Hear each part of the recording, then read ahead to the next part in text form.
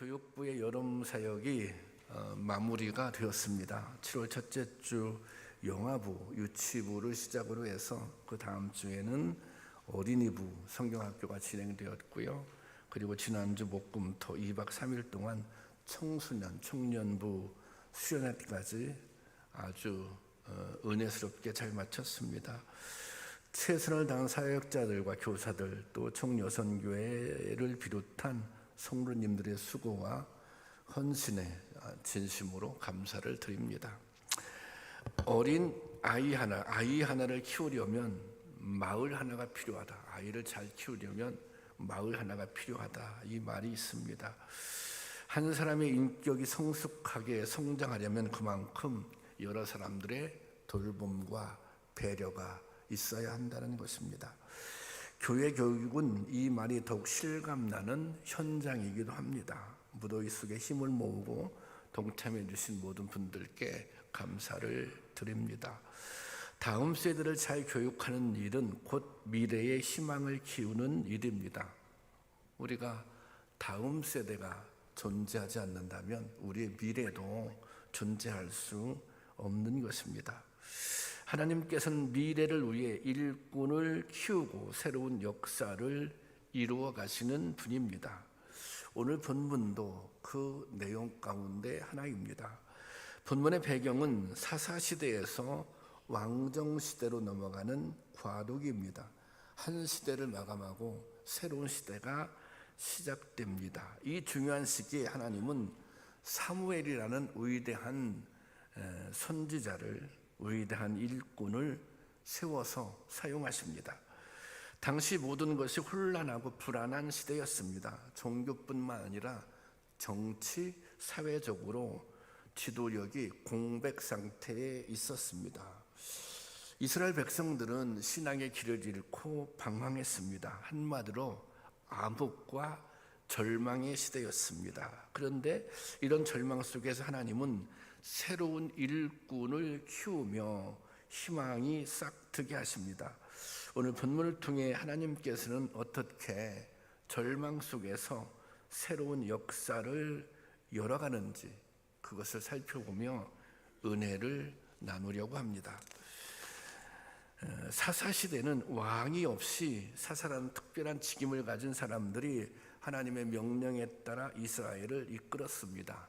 사사는 평상시에는 자기의 생업에 종사하다가 이스라엘의 위기가 닥치면, 무슨 전쟁이죠, 가장 큰 위기가 닥치면 하나님의 부름을 받고 지도자로서의 역할을 했던 그런 이제 사람입니다. 하나님께서 이처럼 사사를 통해서 일하시는 것은 하나님의 특별한 뜻이 있습니다. 그 시대, 사사시대의 주변에는 이미 왕들을 세워서 이제 왕들이 다스리는 그런 나라들이 많이 있었습니다. 그런데 그 시대 하나님께서는 사사를 세우셨어요. 하나님께서 사사를 세우는 이유는 한 사람이 권력을 잡고 군림하는 것이 아니라 하나님께서 직접 이스라엘을 다스리시기를 원했기 때문입니다. 그런데 이스라엘 백성들은 이런 하나님의 뜻을 이해하지 못했습니다. 그들의 신앙이 미숙했기 때문입니다. 결국 이 사사시대는 실패로 끝이 납니다. 사사기 마지막 장 마지막 절에서 당시의 상황을 이렇게 기록하고 있습니다. 사사기 21장 25절입니다. 함께 보겠습니다. 그때 이스라엘 왕이 없으므로 사람이 각기 자기의 소견에 옳은 대로 행하였다. 각기 자기의 소견에 옳은 대로 행하였다. 이스라엘 백성은 하나님의 뜻에 따라, 하나님의 명령에 따라 움직여야 하는 거예요. 그런데 내 생각에 옳은 대로 행하였다. 이것을 공동번역 성경에는 이렇게 번역해 놨어요. 한번 볼까요? 다 같이 시작. 그때는 이스라엘에 왕이 없어서 사람마다 제 멋대로 하던 시대였다. 자기 소견에 옳은 대로 제 멋대로 살아갔다는 것입니다. 이스라엘은 하나님의 백성이므로 하나님의 뜻에 따라, 하나님의 명령에 따라 살아야 합니다. 지금 이스라엘 백성들이 어디에 살고 있습니까? 젖과 꿀이 흐르는 약속의 땅, 가나안 땅에서 살고 있습니다. 이스라엘 백성들이 하나님께서 주신 이 복과 은혜를 누리기 위해서, 가나안 땅에서 그 은혜를 누리기 위해서는 하나님의 명령에 따라야 하는 것입니다. 그런데 지금 어떻게 살고 있어요? 자기 소견에 오른 대로, 제 멋대로 살아가고 있습니다. 그러니 이스라엘은 혼란에 빠질 수밖에 없어요. 그래서 이스라엘 민족의 위기가 찾아오게 됩니다. 당시 이스라엘은 블레셋에서부터 계속해서 공격을, 침략을 당했습니다. 침략을 당하는데 계속 치는 거예요. 그리고 많은 이스라엘 백성들이 죽임을 당합니다. 이 민족의 운명이 위태로워지자 이스라엘의 장로들이, 이스라엘의 지도자들이 한데 모여서 한 가지 의견을 내놓습니다. 이 성소에 있는, 실로의 성소에 있는 언약궤를, 언약궤는 하나님이 임재하시는 곳이잖아요. 이 언약궤를 전쟁터로 옮겨오기로 한 것입니다.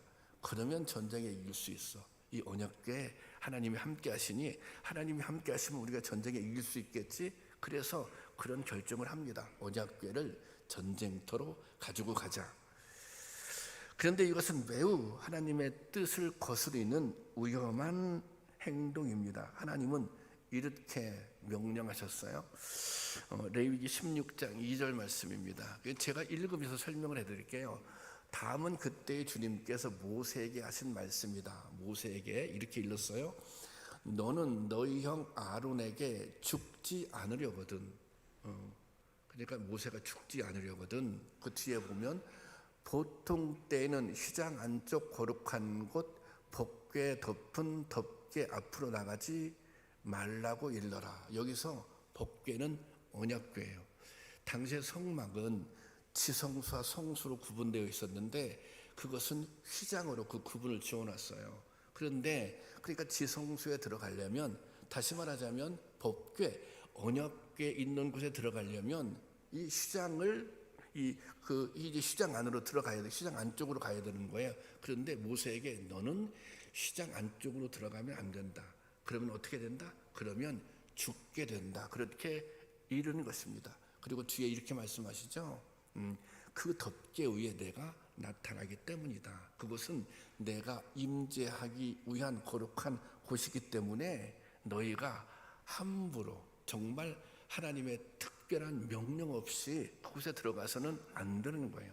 그래서 그곳에는 대제사장만 들어갔는데 그것도 딱 1년에 한 번 들어갔던 곳이에요. 그러니까 지금 이스라엘 백성들은 하나님의 명령을 어기고 이 지성소에 있는 언약궤를 전쟁터로 가지고 온 것입니다. 이것은 명백하게 하나님의 말씀을, 하나님의 명령을 거역한 행위입니다. 뿐만 아니라 이들은 전쟁에 이기기 위한 수단으로 하나님을 이용하려고 했던 것입니다. 그런데 더욱 한심한 일은 이 어리석은 범죄에 제사장들이 앞장섰다고 하는 것입니다. 이것은 신앙적으로 불순종이잖아요. 하나님의 말씀을 거역하는 거잖아요. 그러면 이스라엘의 지도자들이 우리가 이 법궤를 전쟁터로 가지고 나가자. 그러면 이것을 누가 반대해요? 그때 당시에 제사장들이 반대해야죠. 영적인 지도자들이 그것은 하나님의 뜻을, 하나님의 명령을 거역하는 것이다. 그러니 절대 가지고 가서는 안 된다. 그런데 그렇게 하지 않고 제사장들이 앞장섰다는 것입니다. 사무엘상 4장 4절 말씀 보겠습니다. 다 같이 시작. 이에 백성이 실로에 사람을 보내어 그룹 사이에 계신 만군의 여호와의 언약궤를 거기서 가져왔고 엘리의 두 아들 홈니와 비느하스는 하나님의 언약궤와 함께 거기에 있었더라. 그랬습니다. 당시의 대제사장은 엘리였습니다. 또 엘리의 두 아들은 홈니와 비느하스였는데 그들 또한 제사장이었습니다. 우리는 성경에서 이미 이들의 타락상, 홈니와 비느하스가 얼마나 잘못했던지, 또 엘리가 무엇을 잘못했는지 잘못을 상세하게 기록하고 있습니다. 이것은 당시의 이스라엘 상황을 단적으로 보여주고 있습니다. 백성들도 어리석었어요. 백성들의 지도자들, 이 사람들이 어리석었어요. 그런데 또 누구도 제사장들도 타락했어요. 이게 백성들이 어리석은데 제사장들이 깨어 있으면 희망이 있는 거죠. 근데 또 이 제사장들이 타락했어. 그런데 백성들이 또 이스라엘 백성들의 지도자들이 깨어 있어요. 그러면 가능성이 있는데 지금은 백성들도 이스라엘의 지도자들도 그리고 이 제사장들도 전부 다 잘못된 선택, 잘못된 길을 가고 있으니 여기에 희망이 없는 것입니다. 결국 이스라엘 백성들은 전쟁터로 이 법궤를 가져왔고 그리고 전쟁을 합니다. 그런데 그 전쟁에서 과거보다 더 참혹하게 패배를 경험합니다. 사무엘상 4장 10절 말씀 보겠습니다. 다 같이 시작. 블레셋 사람들이 쳤더니 이스라엘이 패하여 각기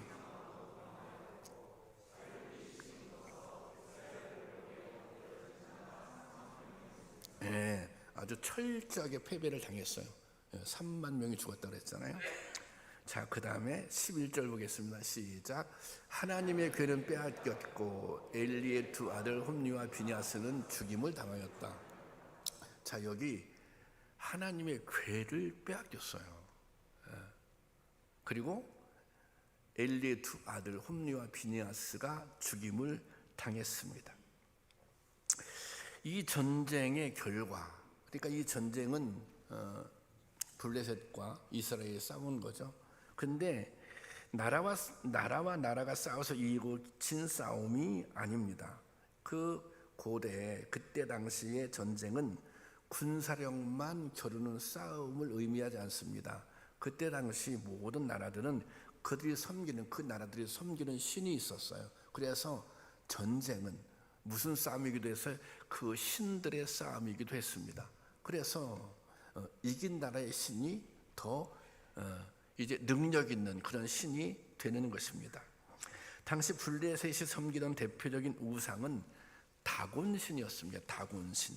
이 다곤신은 얼굴은 사람의 모습을 하고 또 몸은 물고기 형상을 하고 있었습니다. 이 형상을 그들은 풍요와 승리의 신으로 섬겼습니다. 이 블레셋 사람들이 이스라엘 전쟁에서 이겼잖아요. 그러면 이 물고기 신 다곤이 하나님을 이긴 거예요. 그들은 그렇게 믿었던 것입니다. 그러니까 하나님의 이름이 미개한 우상과 비교당하며 그 앞에서 조롱을 당하는 그런 상황이 된 것입니다. 그렇잖아요.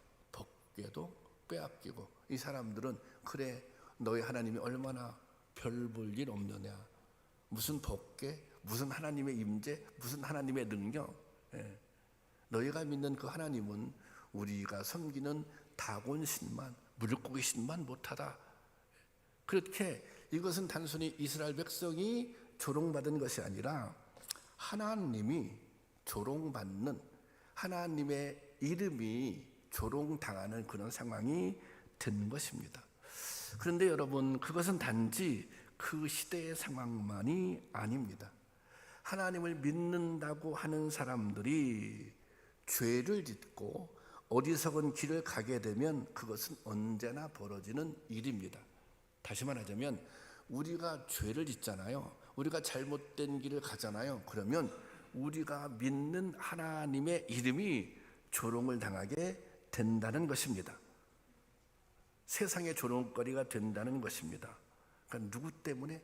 다른 사람이 아니라 믿음을 가지고 있는 우리 때문에 하나님이 세상의 조롱거리가 될 수 있다는 것입니다. 사실 오늘 한국 사회에서도 그런 일이 벌어지고 있지 않습니까? 하나님은 믿지 않는 이방 민족 앞에서 이스라엘 백성들은 패배하고 쫓겨가며 조롱과 멸시를 당합니다. 이 순간 정말 하나님은 무능한 존재, 하나님이 살아계신 하나님이 맞는가, 그런 회의를 품을 수 있습니다. 왜 그 순간 하나님은 능력을 보이지 않을까? 왜 하나님은 그 순간 역사하지 않을까? 그런데 우리가 깨달아야 할 것은 이 상황에서 패배, 다시 말하자면 하나님의 침묵이라고 볼 수 있죠. 하나님의 역사하지 않으심이 오히려 은혜라는 것입니다. 만약 이런 상황 속에서 하나님의 뜻을, 하나님의 말씀을 거역한 상황 속에서 이스라엘 백성들이 전쟁에 승리했다면 그들의 잘못된 신앙은 바로 잡힐 기회가 없는 것입니다. 그들은 하나님의 이름으로 자기의 이익과 탐욕을 구하는 잘못된 신앙을 정당화하고 옳은 것으로 생각하게 된다는 것입니다. 이스라엘 백성들은 다른 이방 나라들 우상을 섬겼잖아요. 그런데 이스라엘 백성들이 하나님을 우상처럼 섬겼어요. 나의 이익을, 나의 욕망을 채워주는 그런 하나님으로 믿었다는 것입니다. 그러므로 하나님은 더 이상의 죄악을 막기 위해서 당신의 이름이 세상에 조롱거리가 되는 것을 감수하시는 것입니다. 더 이상 죄를 져서는 안 돼. 더 이상 타락하면 안 돼. 차라리 내 이름이 조롱거리가, 내가 이 순간 무능한, 오히려 우상들만도 못한 그렇게 조롱거리가 되는 것이 나을 수 있어. 이게 하나님께서 감수한 것입니다. 오늘 우리는 이런 상황을 수없이 보며 살아갑니다. 사실 이 본문에서 이스라엘 백성들이 그런 모습을 가지고 있어요. 죄악된 모습. 그런데 그 모습이 오늘 우리 가운데도 있다는 것입니다. 하나님의 이름으로 내가 원하는 승리를 달라고 떼를 쓰며 고집을 부리는 무수한 성도들과 제사장들이 있습니다. 하나님을 마치 내 욕망, 내 욕심을 채우는 수단으로 여기는 것입니다. 내 마음대로 믿고 내 마음대로 구하고 내 마음대로 살면서 하나님의 이름을 앞세웁니다. 나의 욕망을 충족시키기 위해서, 나의 이름을 드러내기 위해서 하나님의 이름을 앞세우는 것입니다. 그래서 하나님이 세상의 조롱거리가 되었습니다. 이 사람이 믿음으로 살고 있는지, 이 사람이 믿음이 없이 믿음이 있는 채 하는지, 하나님의 이름을 이용하려고 하는지 우리보다 세상 사람들이 더 그것은 잘 알고 있어요. 그래서 오늘날 우리가 이 세상에서 성도로 살아간다고 하는 것, 이것이 힘들어지고 있어요. 또 더 나가서 우리가 성도답게 믿음을 지키면서 살아간다고 하는 거, 그게 사실 쉬운 일이 아닙니다. 특히 제가 느끼는 것은 우리의 젊은 세대들, 청년들, 이 친구들이 믿음을 지키며 살아가는 것은 더욱더 힘든 일인 것입니다. 어제까지 청소년, 청년부 수련을 했습니다. 이제 금요일 저녁에 마지막 집회를 하는데 제가 그 집회에 같이 참여했어요. 우리 이현선 목사님이 집회를 인도하는데 저 은혜를 많이 받았어요. 그리고 함께 기도하는 시간이 있었어요. 함께 기도하고 오랫동안 기도하고, 또 제가 그때는 꼭 안수를 해주거든요. 이 아이들을 한 20명 정도 넘게 모였는데 이 아이들을 안수하는데 정말 제 마음이 이렇게 울컥하더라고요. 사실 중고등부 학생들 그리고 또 청년들, 이 친구들이 이게 신앙생활 하는 거, 그 나이에 그리스도인으로 산다고 하는 것은 이게 힘든 일입니다. 근데 이 친구들이 어떻게든 막 믿음으로 살아보려고 이게 몸부림을 치는 거예요. 그 모습이 한편으로 대견하고 한편으로 참 안쓰럽다 그런 생각이 들었습니다. 우리 청년부 아이들 대부분 다 직장에 다녀요. 그런데 이 아이들은 휴가를 내고 수련회를 꼭 참석을 해요. 전원이 많이 되지는 않지만, 청년부가 많이 모이지는 않지만 그것이 우리가 청년부들의 전통이에요. 그런데 어떤 직장 같은 경우는 토요일 날 반드시 일을 해야 되는 그런 직장이 있잖아요. 그런 주말에. 그랬더니 한 친구는 금요일 하루 휴가를 내고 그 하루 이렇게 수련회에 참여하고 가더라고요. 그런데 이 수련회 기간에 우리 교회 이제 청년이 저녁 때 간식을 후원했는데 간식이 대단하게 후원했어요. 피자 그리고 치킨 그것도 맛있는 치킨, 거기다가 그 고급 아이스크림, 그리고 또 무슨 떡볶이까지. 내가 얘가 돈을 얼마나 많이 벌길래 이렇게 많은 이 먹을거리를 사왔지.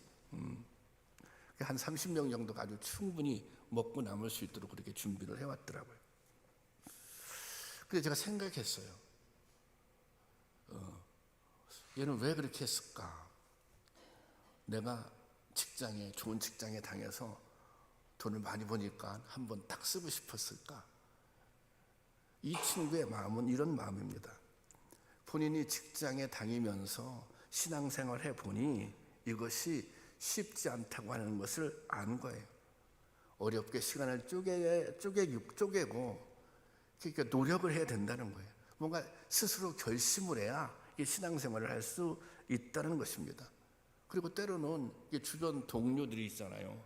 나 휴가 내서 교회 간다. 그러면 그래서 이해하지 못하잖아요. 왜 때로는 조롱하는 친구들도 있고. 이제 그런 모습들을 경험하고 이 동생들인데 이 교회에 지금 수행을 하고 있는 이 친구들이 안쓰러운 생각이 들었던 거예요. 그리고 그들을 격려해주고 싶었던 것입니다. 그래서 그렇게 한 것입니다. 이것이 오늘 이 시대에 우리 청소년들이 그리스도인으로 살기 위해 감당해야 하는 현실입니다. 사실 어려운 게 사실이에요. 힘든 게 사실이에요. 제가 봐도 그래요. 그런데 왜 이런 상황이 벌어졌을까? 그것은 오늘날 한국 사회에서 교회가 비난의 대상이 됐기 때문에, 때로는 비웃음의 대상이 되었기 때문에 그런 것입니다. 정말 하나님의 이름이 하나님을 믿는 사람들 때문에 조롱당하는 모습을 우리는 보게 됩니다. 그것은 어리석은 기성세대 그리고 타락한 제사장들이 있기 때문입니다. 어른들이 잘못 살아서 종교 지도자들이 타락하고 부패해서 그렇게 된 것입니다. 사무엘 4장은 이런 비참한 모습을 기록하고 있습니다. 이스라엘이 언약궤를 빼앗기고 홈리와 비느하스에 이어 아버지 엘리가 죽음을 당한 것은 전쟁의 패배일 뿐 아니라 신앙의 실패입니다. 그리고 이스라엘 전 세대의 비극입니다. 이것이 사무엘 상 4장까지의 내용입니다. 그런데 여러분, 하나님의 역사는 여기서 끝나지 않습니다. 그러면 실패잖아요. 그러면 절망이잖아요. 사무엘상 5장에서부터 이전과는 완전히 다른 이것을 반전이라고 그러죠. 반전, 새로운 역사가 시작됩니다. 희망의 문이 새롭게 열리는 것입니다. 이것은 하나님께서 직접 주도하시는 반전입니다. 하나님께서는 두 가지 방법으로 새로운 이 역사의 반전을 열어가십니다. 하나는 하나님께서 직접 자신을 나타내 보이시는 거예요. 나 하나님이야. 나 하나님이거든. 하나님은 이런 존재거든. 이것을 직접 보여주시는 거예요. 또 다른 하나는 사람을 통해서, 일꾼을 통해서, 하나님이 세우신 일꾼을 통해서 하나님의 새로운 역사를 열어가는 것입니다. 먼저 하나님은 직접 당신을 나타내십니다. 언약궤를 빼앗았으니 블레셋 사람들이 얼마나 기세가 등등했겠어요. 너희가 섬기는 이 섬기는 이 하나님, 그 상징인 언약궤를 빼앗은 거 아닙니까? 그래서 그 언약궤를 빼앗아서 이 블레셋 사람들이 이 아스돗에 있는 다고 신전, 그들이 모시는 신전으로 가서 그곳에 그 언약궤를 두게 됩니다. 그런데 그곳에 언약궤가 들어가자 이게 놀라운 일이 벌어집니다.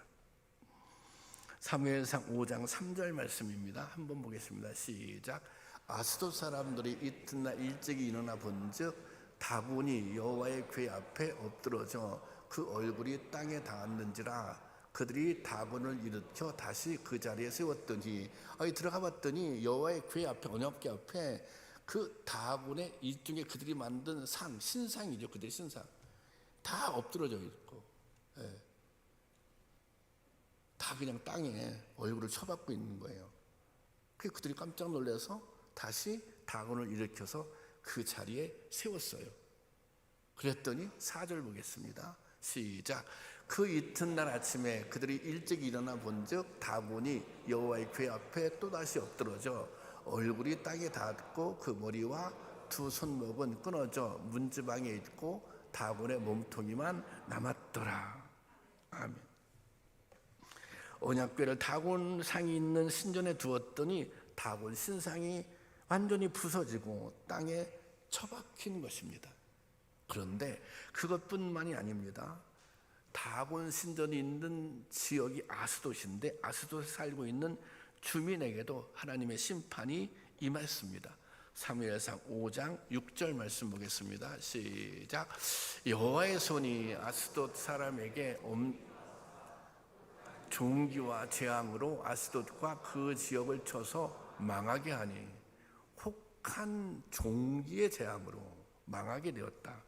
이 종기를 다른 번역서에 보면 뭐라고 해석했냐면 악성종양, 그러니까 치료받을 수 없는 악성종양이 번져서 망하게 되었다. 이 다 죽게 되었다. 이 도시가 없어지게 되었다. 그렇게 되는 거예요. 사람들은 그때 깨달았어요. 이것은 그냥 일어난 일이 아니다. 이것은 하나님이 일하신 것이다. 하나님이 심판한 것이다. 그래서 이들은 언약궤를 다른 지역으로 옮겨달라고 강력히 요청합니다. 제발 이 언약궤를 옮겨달라고. 그래서 블레셋 방백들이 지도자들 회의를 해서 가드로 옮겼어요. 가드로 언약궤가 옮기자 가드에서 똑같은 일이 벌어졌어요. 다시 아르곤이라고 하는 지역으로 옮겼어요. 근데 이 아르곤에서 똑같은 일이 벌어졌어요. 이들이 결정을 했어요. 이것은 우리가 우리 진영에 놓아야 할 전리품이 아니다. 다시 이스라엘로 돌려 보내야 되겠다. 그래서 이 언약궤가 이스라엘로 돌아오게 되는 것입니다. 이것이 살아계신 하나님이 행하시는 일입니다. 하나님은 인간에 의해 좌우되는 분이 아닙니다. 우리가 인정하면 인정이 되고 우리가 부인하면 부인되는 그런 분이 아닙니다. 이스라엘의 패배가 하나님의 패배가 아닌 것입니다. 블레셋이 조롱한다고 조롱당하실 하나님이 아닙니다. 하나님은 그 누가 뭐라 해도 여전히 살아계셔서 이 역사의 주관자가 되시는 분입니다. 하나님은 하나님의 방법으로 일하고 계시는 것입니다. 하나님이 가만히 계시는 것, 아무것도 안 하는 것 같지만 하나님이 가만히 계시는 것도, 그것도 일하시는 것입니다.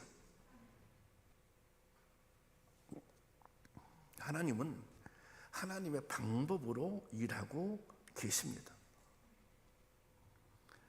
그래서 우리는 어떤 경우에도 희망을 잃지 않는 것입니다. 그래서 우리는 절망할 이유도 포기할 이유도 없는 것입니다. 오늘 또 일하고 계시는 하나님을 신뢰하기 때문입니다. 여러분, 오늘 또 일하고 계시는 하나님을 신뢰하시기 바랍니다. 한편으로 오늘 또 일하고 계시는 그 주님을 두려워할 수 있기를 바랍니다. 하나님이 희망을 여시는 또 다른 방법은 사람을 일꾼을 키우는 것입니다.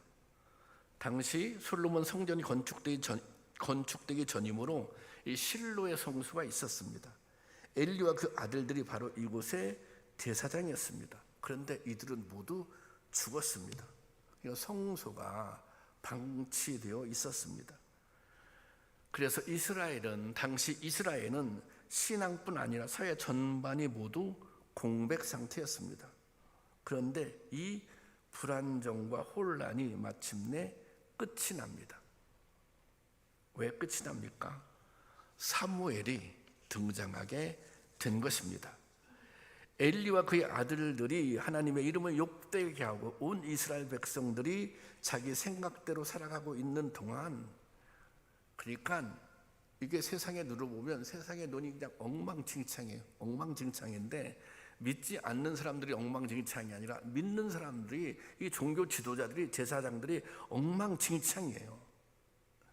이 엉망진창인 이 상황에서 실로에 있는 성소에 한 맡겨진 아이가 자라고 있었습니다. 이 아이는 어릴 때부터 하나님의 사람으로 구별되어 성전에 자랐습니다. 이 아이가 바로 사무엘입니다. 이스라엘의 혼란과 분열의 암흑기를 지나는 동안 하나님은 사무엘을 성소에서 자라게 하셨습니다. 이스라엘 백성들은 하나님이 왜 가만히 계시지? 하나님의 이렇게 이름이 조롱당하는데 하나님이 가만히 계셨던 것이 아니에요. 이것은 내가 가만히 있어야 돼. 내가 조롱을 당해도 가만히 있어야 너희가 너희의 잘못을 깨달아. 그렇지만 하나님은 가만히 계시는 것이 아니라 그의 성소에서 새로운 역사를 사무엘을 통해서 준비하고 있었던 것입니다.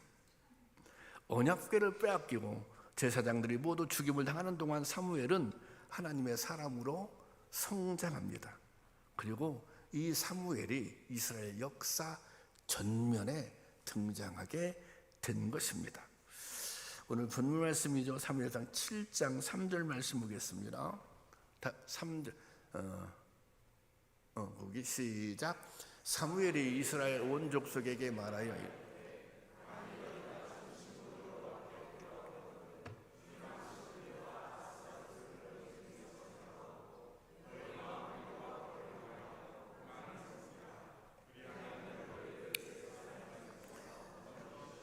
자, 사무엘이 강력하게 이스라엘 백성들에게 지금 하나님의 말씀을 선포하고 있어요.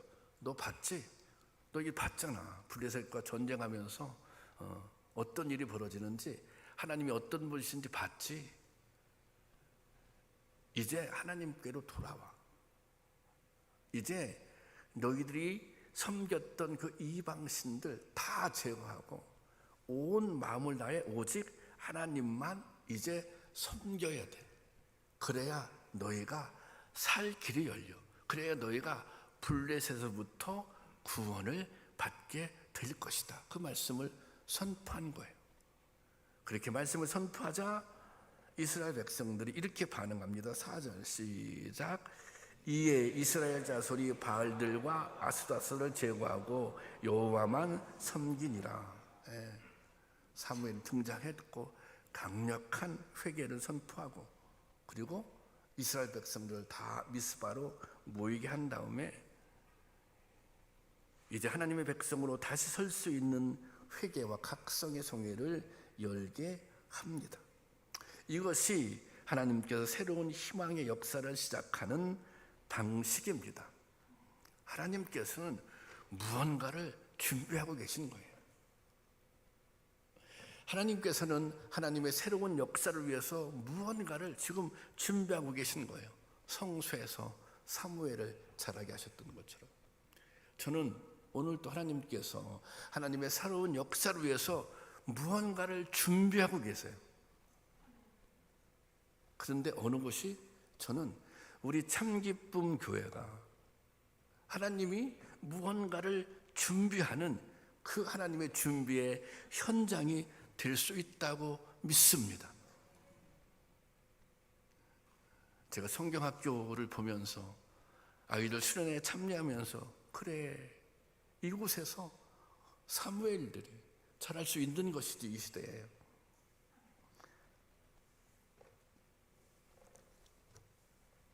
우리 교회에서 그 올 여름 동안 이제 성경학교 수련회를 준비하면서 이제 기도를 열심히 했습니다.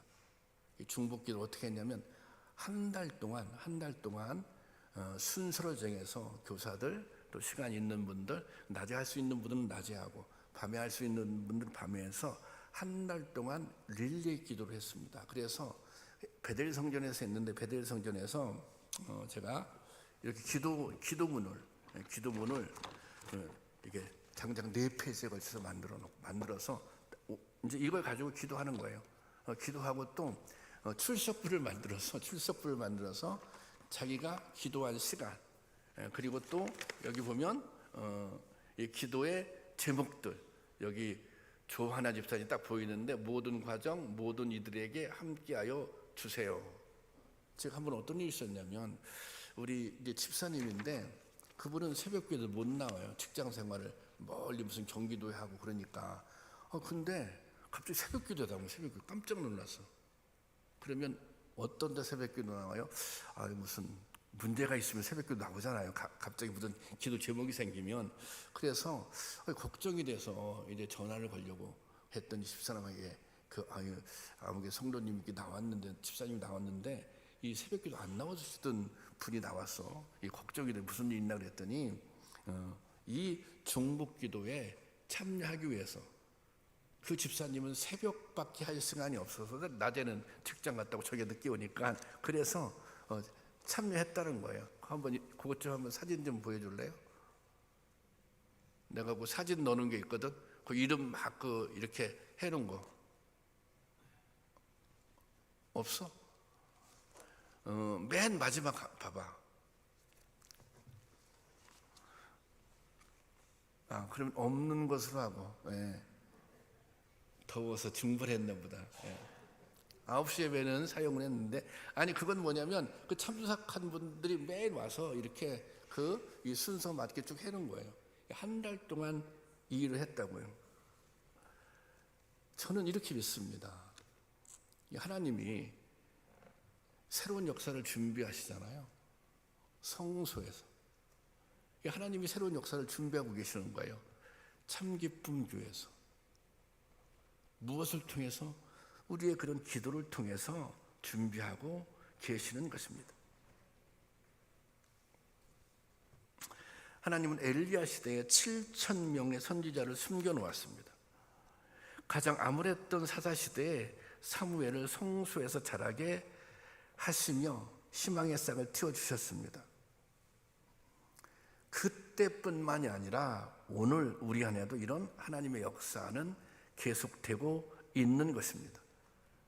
우리 참기쁨 교회 안에서 꿈자람 아기 예배, 꿈이 큰 유치부, 꿈 이름 어린이부, 또 청소년 청년 교회를 통해서 하나님이 키우시는 사무엘이 자라고 있을 수도 있습니다.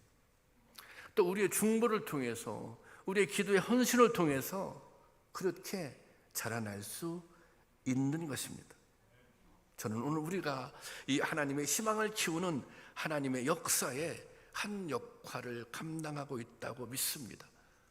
여러분들이 기도할 때, 여러분들이 중보할 때, 여러분들의 헌신을 통해서 하나님의 새로운 역사를 준비하는, 하나님의 희망을 키우는 이 하나님의 역사의 한 역할을 감당하고 있는 것입니다.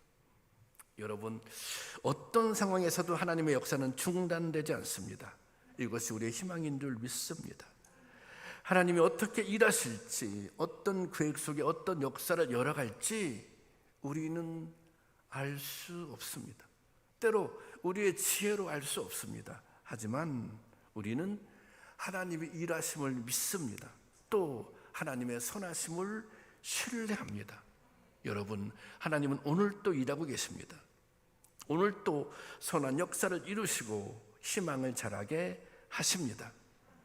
그 하나님을 신뢰하고 하나님의 역사 속에서 우리의 사명을 발견할 수 있기를 원합니다. 그 역사를, 새로운 역사를 준비하는, 그 미래를 열어가는 하나님의 역사에 우리도 한 역할을 감당할 수 있기를 바랍니다. 그리고 그 사명을 통해 희망을 여시는 하나님의 역사에 동참할 뿐 아니라 그 역사를 구체적으로 이뤄갈 수 있는 저와 여러분들이 될 수 있기를 주님의 이름으로 축원합니다.